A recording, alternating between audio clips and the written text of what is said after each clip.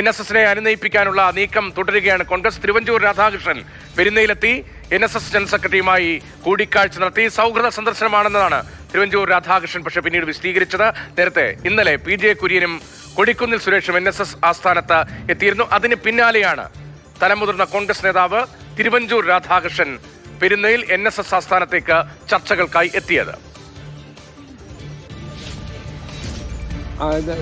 സംസാരിച്ചു പോന്നു. അതിനേക്കാൾ അപ്പുറത്ത് പറയാനുള്ളൊരു മാൻഡേറ്റ് എനിക്കില്ല. ഈ NSSന്റെ രാഷ്ട്രീയ നിലപാടും ചർച്ചയായിട്ടുണ്ടോ?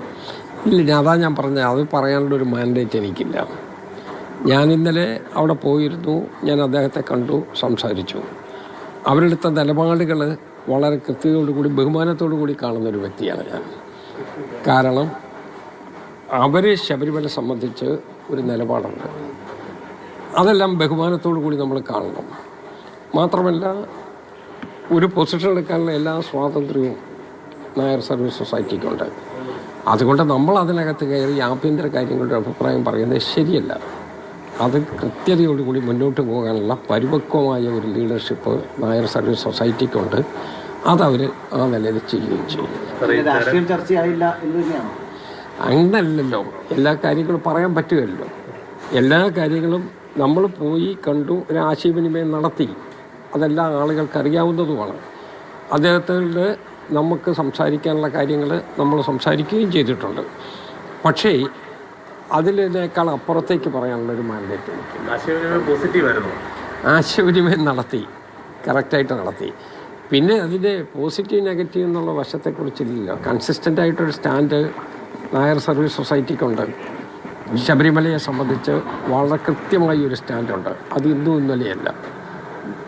ഇവിടെ ദേവസ്വം ബോർഡിൻ്റെ രൂപീകരണം ഉണ്ടായ കാലത്ത് മുതൽ അന്നത്തെ ആദ്യത്തെ പ്രസിഡന്റ് മഹാനായ മന്നത്ത് പത്മനാഭനായിരുന്നു. ശ്രീ ആർ ശങ്കർ ഇതിനകത്തെ അംഗമായിരുന്നു. അപ്പോൾ അത് തൊട്ട് അവർക്കൊരു നിലപാടുണ്ട്. ആ നിലപാട് കൃത്യമായി തുടർന്ന് പോകുന്നു. അത്രയേ ഉള്ളൂ. ഈ തെരഞ്ഞെടുപ്പ് വരുന്നു, 2 തെരഞ്ഞെടുപ്പുകൾ വരുന്നു. അതിനു മുമ്പ് ഈ അകൽച്ച പൂർണ്ണമായും പരിഹരിക്കാൻ കഴിയുന്നൊരു പ്രതീക്ഷയുണ്ടോ? അകൽച്ച നിങ്ങൾ വ്യാഖ്യാനിച്ച് അകൽച്ച ഉണ്ടാക്കാതെ, യഥാർത്ഥത്തിൽ അങ്ങനെ ഒരു അകൽച്ച ഇല്ലല്ലോ. വ്യാഖ്യാനിച്ചെന്തിനാണ് അകൽച്ച ഉണ്ടാക്കുന്നത്? അതിൻ്റെ ഒരു കാര്യമില്ലല്ലോ. നിലവിൽ ഈ പ്രശ്നങ്ങൾ തുടങ്ങുന്ന സമയത്ത് സാർ പറഞ്ഞിരുന്നു ഈ മധ്യസ്ഥ ചർച്ചകൾക്ക് തയ്യാറാണ് എന്നുള്ളത്. ഒരു ചർച്ച തന്നെയാണ്. ഞാൻ മധ്യസ്ഥ ചർച്ചയ്ക്ക് ഞാൻ ഒരിക്കലും പറഞ്ഞിട്ടുമില്ല, പറയത്തുമില്ല.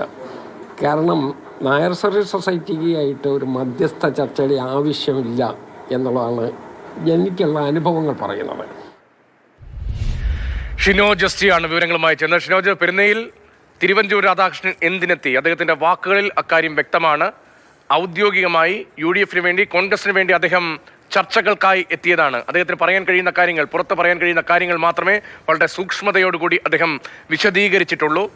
ഇപ്പോൾ NSSന്റെ നിലപാട്, ആ നിലപാട് ശബരിമലയുമായി ബന്ധപ്പെട്ട നിലപാടാണ് എന്ന് ഈ ചർച്ചകൾക്ക് ശേഷം തിരുവഞ്ചൂർ രാധാകൃഷ്ണൻ കൃത്യമായി തന്നെ വ്യക്തമാക്കുന്നുണ്ട്. തിരുവിതാംകൂർ ദേവസ്വം ബോർഡ് രൂപീകരിച്ചപ്പോൾ അതിൻ്റെ ആദ്യ പ്രസിഡന്റ് മന്നത്ത് പത്മനാഭനായിരുന്നു. ആ കാലം മുതൽ NSS ഈ ശബരിമലയിലും മറ്റ് ക്ഷേത്രകാര്യങ്ങളിലും വിശ്വാസ കാര്യങ്ങളിലും സ്വീകരിക്കുന്ന നിലപാട്, ആ നിലപാടിൽ ഉറച്ചു നിൽക്കുന്നു. അപ്പോൾ സർക്കാർ പരിപൂർണമായി ശബരിമലയിൽ വഴങ്ങിയതുകൊണ്ട് NSS ഇങ്ങനെ ഒരു നിലപാടെടുത്തു എന്ന സൂചനയാണോ തിരുവഞ്ചൂരിനും പെരുന്ന നൽകുന്നത്? തീർച്ചയായും രതീഷ്, അത്തരത്തിലൊരു സൂചന തന്നെയാണ് ഇപ്പോൾ തിരുവഞ്ചൂരിനും ഇന്നലെ സന്ദർശനത്തിനെത്തിയ PJ കുര്യനും കൊടിക്കുന്നിൽ സുരേഷിനും ഉൾപ്പെടെയുള്ള മുതിർന്ന കോൺഗ്രസ് നേതാക്കൾക്കൊക്കെ തന്നെ NSS general secretary G. Sukumaran Nair മുന്നോട്ട് വച്ചിരിക്കുന്നത്. കാരണം ഞങ്ങളുടെ സമദൂര നിലപാടിൽ ഒരു തരത്തിലുള്ള മാറ്റവുമില്ല. വരുന്ന തെരഞ്ഞെടുപ്പുകൾ ഉൾപ്പെടെ തന്നെ NSS സമദൂര നിലപാട് തന്നെയാണ് മുന്നോട്ട് കൊണ്ടുപോകാൻ പോകുന്നത്. പക്ഷേ നിലവിലെ ഈ വിശ്വാസ പ്രശ്നത്തിൽ, പ്രത്യേകിച്ച് ഈ ആഗോള അയ്യപ്പ സംഗമമൊക്കെ നടത്തിയ സാഹചര്യത്തിൽ സർക്കാരിന് ഞങ്ങൾക്ക് വിശ്വാസമുണ്ട്. ആ വിഷയങ്ങളിലൊക്കെ തന്നെ ഞങ്ങൾ സർക്കാരിനൊപ്പമാണ്. അല്ലാതെ ഞങ്ങളുടെ മറ്റ് ഏതെങ്കിലും തരത്തിലുള്ള നിലപാടുകൾക്ക് നിന്ന് ഒരു തരത്തിലുള്ള മാറ്റവും ഉണ്ടായിട്ടില്ല എന്ന് തിരുവഞ്ചൂരിനെയും NSS ജനറൽ സെക്രട്ടറി അറിയിച്ചു കഴിഞ്ഞു. എന്തായാലും കഴിഞ്ഞ ദിവസം തിരുവനന്തപുരത്ത് വെച്ച് മാധ്യമങ്ങളെ കണ്ടപ്പോൾ പ്രതിപക്ഷ നേതാവ് VD സതീശൻ പറഞ്ഞൊരു കാര്യം, ഞങ്ങൾ ആരെ അനുനയിപ്പിക്കുന്നു, ഞങ്ങൾ NSSനെ അനുനയിപ്പിക്കാൻ ഒരു തരത്തിലുള്ള ശ്രമവും നടത്തിയിട്ടില്ല, അതെല്ലാം മാധ്യമങ്ങളുടെ വാർത്തകളാണ് എന്ന തരത്തിലാണ് VD സതീശൻ പറഞ്ഞതെങ്കിലും പക്ഷെ അങ്ങനെയല്ല കാര്യങ്ങൾ. മുതിർന്ന നേതാക്കളെ തന്നെ രംഗത്തിറക്കിക്കൊണ്ട് ഇത്തരത്തിലുള്ള ഒരു അനുനയ നീക്കം കോൺഗ്രസിന്റെ ഭാഗത്ത് നിന്ന് ഇപ്പോൾ ഉണ്ടാകുന്നു. ആദ്യം അവിടെ എത്തിയത് കൊടിക്കുന്നിൽ സുരേഷാണ്. അതിനുശേഷം PJ കുര്യൻ എത്തിയതായി ഇപ്പോൾ തിരുവഞ്ചൂർ രാധാകൃഷ്ണൻ പെരുന്നയിലെത്തി NSS ജനറൽ സെക്രട്ടറി സുകുമാരൻ നായരുമായി കൂടിക്കാഴ്ച നടത്തിയിരിക്കുന്നു. രാഷ്ട്രീയമില്ല, അതിൽ കേവലം സൗഹൃദ സന്ദർശനമാണെന്ന് നേതാക്കളൊക്കെ തന്നെ ആവർത്തിക്കുമ്പോഴും ഈ പ്രത്യേക രാഷ്ട്രീയ സാഹചര്യത്തിൽ അതിന് കൃത്യമായി രാഷ്ട്രീയമുണ്ട്. പ്രത്യേകിച്ച് NSS ഏതെങ്കിലും തരത്തിലൊരു ഇടത് ചായ്വിലേക്ക് പോവുകയാണെങ്കിൽ അത് വരുന്ന തെരഞ്ഞെടുപ്പുകളിൽ കോൺഗ്രസിന് ഉണ്ടാക്കുന്ന ക്ഷീണം എന്ന് പറയുന്നത് വളരെ വലുതാണെന്ന ബോധ്യം ചില നേതാക്കൾക്കൊക്കെ തന്നെ ഉണ്ട്. അതുകൊണ്ട് തന്നെ ഇനിയും പ്രധാനപ്പെട്ട മുതിർന്ന നേതാക്കൾ, പ്രത്യേകിച്ച് NSSുമായി വളരെ അടുത്ത ബന്ധം സൂക്ഷിക്കുന്ന KC വേണുഗോപാൽ, രമേശ് ചെന്നിത്തല ഉൾപ്പെടെയുള്ള നേതാക്കൾ പെരുന്നയിലേക്ക് വരും ദിവസങ്ങളിലേക്ക് എത്തും എന്ന സൂചന കൂടി ഇപ്പോൾ പുറത്തേക്ക് വരുന്നുണ്ട്. എന്തായാലും ഒരു ഘട്ടത്തിൽ NSS general secretary G. Sukumaran Nair വിശദീകരിക്കുന്നുണ്ടായിരുന്നു, ഇപ്പോൾ സ്വീകരിച്ചിരിക്കുന്ന നിലപാട് അത് ആഗോള അയ്യപ്പ സംഘവുമായി ബന്ധപ്പെട്ടാണ്, സമദൂരം തന്നെയാണ് ഞങ്ങളുടെ നിലപാട്. അതേസമയം തന്നെ അത് ഇടതുപക്ഷത്തെ സംബന്ധിച്ച്, CPM-നെ സംബന്ധിച്ച്, സർക്കാരിനെ സംബന്ധിച്ച് വലിയൊരു NSSന്റെ പിന്തുണയായി തന്നെ ചർച്ച ചെയ്യപ്പെടുകയാണ്.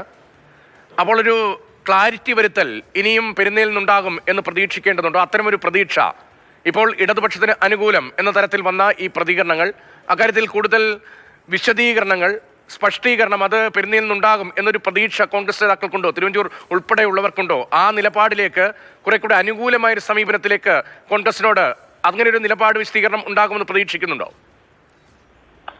ഇനിയൊരു പരസ്യ പ്രതികരണത്തിലേക്കോ ഏതെങ്കിലും തരത്തിലുള്ള വിശദീകരണത്തിലേക്കോ NSS കടക്കുമെന്ന് തോന്നുന്നില്ല. കാരണം അവരുടേതായ നിലപാട് അവർ ആദ്യം ഘട്ടം മുതൽ തന്നെ അറിയിച്ചതാണ്. കാരണം അവർ കൃത്യമായ രീതിയിലുള്ള നിലപാട് പറഞ്ഞതാണ്, സമദൂര നിലപാടാണ് ഞങ്ങൾക്കുള്ളത്. പക്ഷേ നിലവിലെ ഈ വിശ്വാസ പ്രശ്നം, ശബരിമല വിഷയവുമായി ബന്ധപ്പെട്ട് അതിനുശേഷം ഉണ്ടായ രാഷ്ട്രീയ സാഹചര്യങ്ങൾ, പ്രത്യേകിച്ച് നിയമനിർമ്മാണം നടത്തുമെന്ന് BJP പറഞ്ഞു, അവർ അതൊന്നും ചെയ്തില്ല.